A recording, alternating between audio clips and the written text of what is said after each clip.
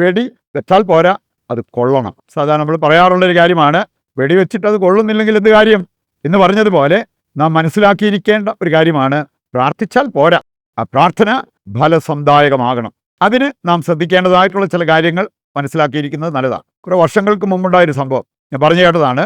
ഒരാൾ ഒരു കൊക്കിനെ വെടിവെക്കാൻ പോയി. പോത്തിൻ്റെ പുറത്തിരുന്ന് കൊക്കിനിട്ടാണ് അത് ലക്ഷ്യം വെച്ചത്, ഉന്നം വെച്ചത്.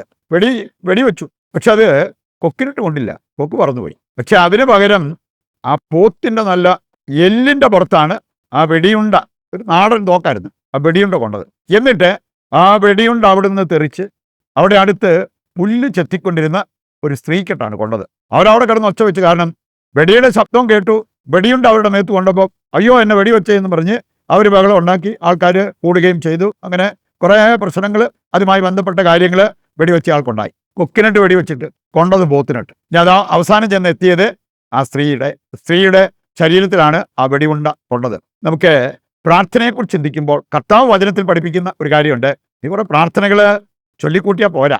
പ്രാർത്ഥന പല ഗ്രൂപ്പിൽ നീ പോകുന്നുണ്ട് എന്ന് പറഞ്ഞ് അതിനകത്ത് സമാധാനിച്ചാലും പോരാ. പ്രാർത്ഥിച്ചാൽ ആ പ്രാർത്ഥന ദൈവസന്നിധിയിൽ എത്തണം, ആ പ്രാർത്ഥനയ്ക്ക് ഫലമുണ്ടാകണം എന്നുള്ളത് കർത്താവിൻ്റെ വചനം കൃത്യമായി നമ്മെ ഓർമ്മിപ്പിക്കുന്ന ഒരു കാര്യമാണ്. ഈ സംഭവം നമുക്കറിയാലോ, സാധാരണ നമ്മൾ പറയാറുള്ളൊരു കാര്യമാണ്, ചക്കിന് വെച്ചത് കൊക്കിന് കൊണ്ടു എന്ന് പറഞ്ഞ പോലെ ഇവിടെ വെടിയുണ്ട ഉദ്ദേശിച്ചിടത്തല്ല ചെന്നത്. അതുകൊണ്ട് തന്നെ അതുമൂലം വന്ന നഷ്ടവും മാത്രമല്ല, അതുമൂലം വന്ന ആ പൊല്ലാപ്പുകൾ എന്താണെന്ന് നമുക്ക് ഊഹിച്ചാൽ മനസ്സിലാക്കാവുന്നതേ ഉള്ളൂ. നമുക്കിനി നമ്മുടെ പ്രാർത്ഥനയുമായി ബന്ധപ്പെടുത്തി ഏതാനും ചില കാര്യങ്ങൾ മനസ്സിലാക്കിയിരിക്കാം. ഒന്നാമതായിട്ട് നമ്മൾ ചിന്തിക്കുന്നത്, പ്രാർത്ഥിച്ചാൽ പോരാ, പ്രാർത്ഥിക്കേണ്ടതുപോലെ പ്രാർത്ഥിക്കണം. ഇത് കർത്താവ് നമ്മെ പഠിപ്പിക്കുന്ന കാര്യമാണ്, വചനത്തിലൂടെ സഭ നമ്മെ പഠിപ്പിച്ചിരിക്കുന്ന ഒരു കാര്യമാണ്. നമ്മൾ കുറേ പ്രാർത്ഥനകൾ ചൊല്ലുന്നവരായ പോരാ, പ്രാർത്ഥിക്കേണ്ടതുപോലെ പ്രാർത്ഥിക്കണം. മത്തായി 15, 8, 9 വചനങ്ങളുടെ കാതലായ സന്ദേശം അതാണ്. അവിടെ പറഞ്ഞിട്ടുണ്ട്, ഈ ജനം അധരം കൊണ്ട് എന്നെ ബഹുമാനിക്കുന്നുണ്ട്, എന്നാൽ അവരുടെ ഹൃദയം എന്നിൽ നിന്നും വളരെ ദൂരെയാണ്. റിസൾട്ട് എന്താണെന്നും അവിടെ പറഞ്ഞിട്ടുണ്ട്, വ്യർത്ഥമായി അവരെന്നെ ആരാധിക്കുന്നു. കാരണം പ്രാർത്ഥിക്കേണ്ടതുപോലെയല്ല അവർ പ്രാർത്ഥിക്കുന്നത്. അതുകൊണ്ട് തന്നെ ആ പ്രാർത്ഥന വ്യർത്ഥമാകുന്നു, അത് ഫലമണിയുന്നില്ല എന്നുള്ളത് ഈ വചനഭാഗത്ത് നമുക്ക് കാണാൻ പറ്റും. മത്തായി 6-ാം അധ്യായം 7-ാമത്തെ വചനം അവിടെ പറഞ്ഞിരിക്കുന്ന ഒരു കാര്യമുണ്ട്, നിങ്ങൾ പ്രാർത്ഥിക്കുമ്പോൾ അതിഭാഷണത്തിൻ്റെ ആവശ്യമില്ല. ഒരുപാട് വാക്കുകൾ ഉപയോഗിക്കുന്നതിലല്ല കാര്യം, അതിഭാഷണത്തിൻ്റെ ആവശ്യമില്ല.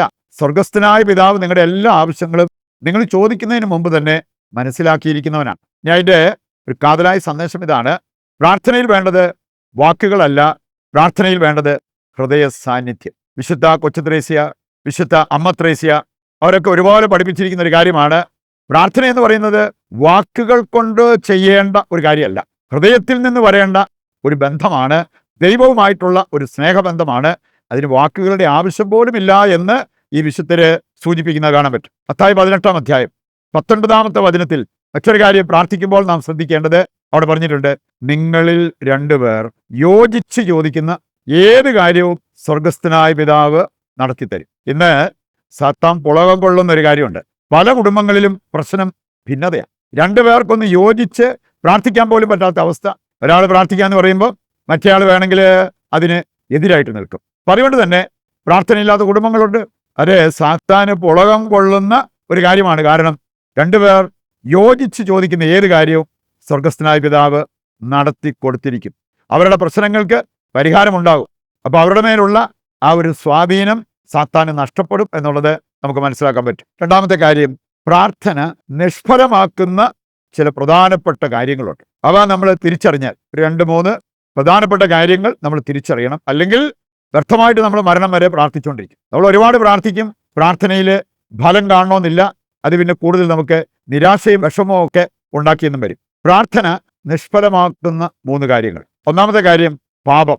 പാപിയുടെ പ്രാർത്ഥന കർത്താവ് കേൾക്കത്തില്ല.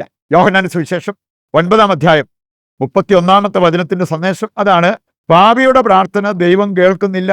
അപ്പൊ നമ്മൾ പാപം ഉപേക്ഷിക്കാതെ എത്ര നീളമുള്ള പ്രാർത്ഥന നടത്തിയിട്ട് എന്ത് കാര്യം? പാപത്തിൽ നിന്ന് നമ്മുടെ കാല് പറിക്കാതെ ഏത് വലിയ പ്രാർത്ഥനക്കാരൻ്റെ അടുത്ത് പോയിട്ടും എന്ത് കാര്യം? പാപിയുടെ പ്രാർത്ഥന ദൈവം കേൾക്കത്തില്ല.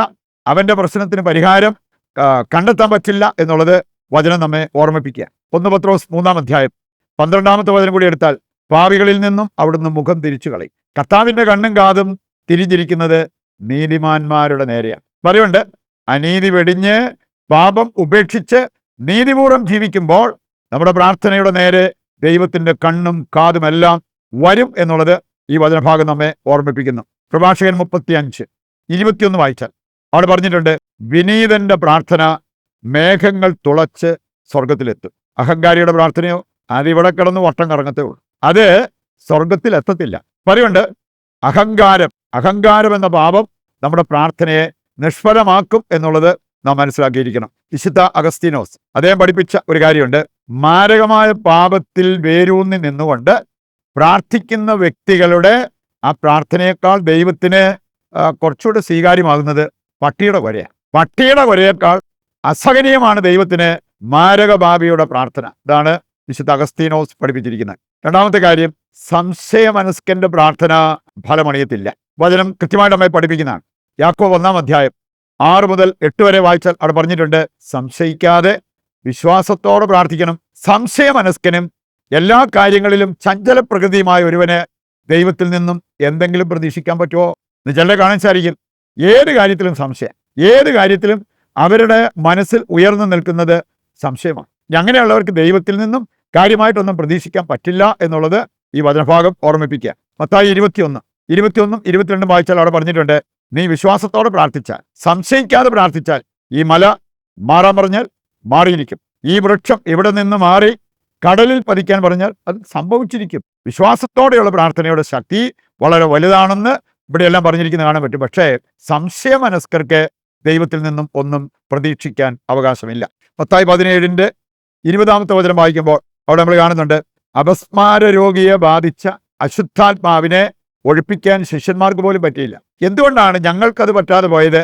നീ എത്ര എളുപ്പത്തിലാണ് ആ കാര്യം ചെയ്തത് എന്ന് ചോദിച്ചപ്പോൾ കർത്താവ് പറഞ്ഞത്, നിങ്ങളുടെ അവിശ്വാസം, നിങ്ങളുടെ സംശയം, അതുമൂലമാണ് നിങ്ങൾക്കത് ചെയ്യാൻ പറ്റാതെ പോയത്. അവസാനമായിട്ട് നമ്മൾ കാണുന്നത് മൂന്നാമത്തെ കാര്യം, ചെയ്യേണ്ട നന്മ ചെയ്യാതിരിക്കുന്നവരുടെ പ്രാർത്ഥന ദൈവത്തിന് പ്രീതികരമാകത്തില്ല. ആ പ്രാർത്ഥന ഫലമണിയണമെന്നില്ല. യാക്കോബ് 4:17 പറഞ്ഞിട്ടുണ്ട്, ചെയ്യേണ്ട നന്മ ഏതെന്നറിഞ്ഞിട്ട് അത് ചെയ്യാതിരിക്കുന്നവർ പാപം ചെയ്യുന്നു. അപ്പം അങ്ങനെയുള്ളവരുടെ പ്രാർത്ഥന എങ്ങനെ സ്വർഗത്തിലെത്തും? യാക്കോസ്ലിയായുടെ ലേഖനം പഠിപ്പിക്കുന്ന ഇതേ കാര്യം നമുക്ക് കാണാൻ സാധിക്കും. ഹെബ്രായർ 13:16 വായിച്ചാൽ, നന്മ ചെയ്യുന്നതിലും നിങ്ങൾക്കുള്ളവ പങ്കുവെക്കുന്നതിലും ഒരിക്കലും വീഴ്ച വരുത്തരുത്. അത്തരം വിളികൾ കർത്താവിന് പ്രീതികരമാണ്. ഇവിടെ ഈ 2-3 കാര്യങ്ങൾ നമ്മുടെ ജീവിതവുമായി ബന്ധപ്പെട്ട കാര്യങ്ങളാണെങ്കിൽ അത് നമ്മുടെ ജീവിതത്തിൽ നിന്നും മാറ്റിയെടുക്കാൻ നമുക്ക് സാധിച്ചു കഴിഞ്ഞാൽ നമ്മുടെ പ്രാർത്ഥന കൂടുതൽ ശക്തമാകും, ഫലസമുദായകമാകും. അതിനുവേണ്ട കൃപയ്ക്കായി ദൈവത്തോട് നമുക്ക് ഈ പ്രതിഷ്ഠാ ജപത്തിൽ പങ്കുചേർന്ന് പ്രാർത്ഥിക്കാം. പ്രാർത്ഥിക്കുന്നവരെന്ന് നടിക്കുന്ന വ്യക്തികളുണ്ട്. അവരുടെ മാനസാന്തരത്തിന് വേണ്ടി ദൈവത്തോട് നമുക്ക് പ്രത്യേകം പ്രാർത്ഥിക്കാം. നല്ലവനും ലോകരക്ഷകനുമായ ദൈവമേ, ഈ നോമ്പുകാലം നൽകി ഞങ്ങളെ അനുഗ്രഹിച്ചതിന് ഞങ്ങൾ അങ്ങേക്ക് നന്ദി പറയുന്നു. ഒരുവൻ ലോകം മുഴുവൻ നേടിയാലും തൻ്റെ ആത്മാവ് നഷ്ടമായാൽ അവൻ എന്തു നേടി എന്നരുൾ ചെയ്ത ദൈവമേ, ആത്മീയ നന്മകളാൽ ഞങ്ങളെ അലങ്കരിക്കുകയും ആത്മരക്ഷ ഞങ്ങൾക്ക് പ്രദാനം ചെയ്യുകയും ചെയ്യണമേ. ഞങ്ങളുടെ എല്ലാ ആവശ്യങ്ങളിലും ഞങ്ങളെ സഹായിക്കുകയും ഈ ആരാധനയിൽ ഞങ്ങൾ സമർപ്പിക്കുന്ന നിയോഗങ്ങൾ നിറവേറ്റി തരികയും ചെയ്യണമേ.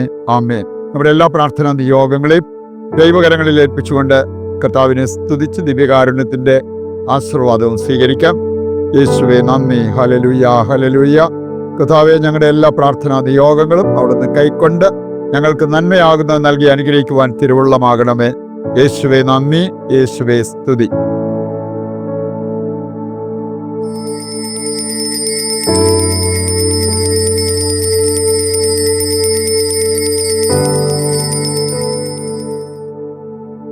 പരിശുദ്ധ പരമ ദിവ്യകാരുണ്യത്തിന് എന്നേരവും ആരാധനയും സ്തുതിയും പുകഴ്ചയും ഉണ്ടായിരിക്കട്ടെ. ഈശോമിശിഹായ്ക്ക് സ്തുതിയായിരിക്കട്ടെ. മറ്റൊരു എപ്പിസോഡുമായി വീണ്ടും നമുക്ക് നാളെ ഒന്നിക്കാം. ദൈവം നിങ്ങളെ സമൃദ്ധമായി അനുഗ്രഹിക്കട്ടെ.